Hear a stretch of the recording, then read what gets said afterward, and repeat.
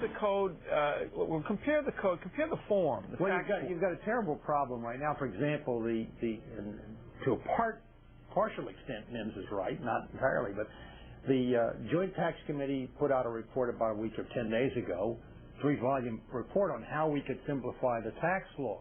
Yet the administration, when it sent its tax cut package to the Congress, used all the revenue for tax cuts, whereas any number of the changes that would simplify the law so that the average taxpayer could begin to understand it, each of those requires some revenue to straighten out the issues. So we've, on the one hand, given everybody a promise of a big cut. It hasn't come yet, but the promise of a big cut.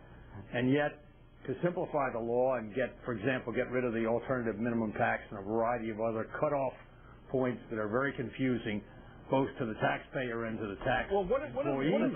We don't have the revenue. This is more double talk. It doesn't make any sense. I couldn't understand the word that he said, and I don't think most of America could understand him. The code, if you're going to have one, ought to be written by high school math and English teachers. It makes no sense. You have two Congress people or two senators that will create two different tax loopholes that contradict each other, and they'll both get written into law. Then you'll have the bureaucrats enforcing them with an Internal Revenue Manual that the GAO says is written incorrectly. And then you'll have these people trying to get jobs when they leave there to sell influence after they leave the Internal Revenue Service. You get scandals like we have right now with the current commissioner. Mr. Cohen, we don't have any scandals with the current commissioner. Yes, you do.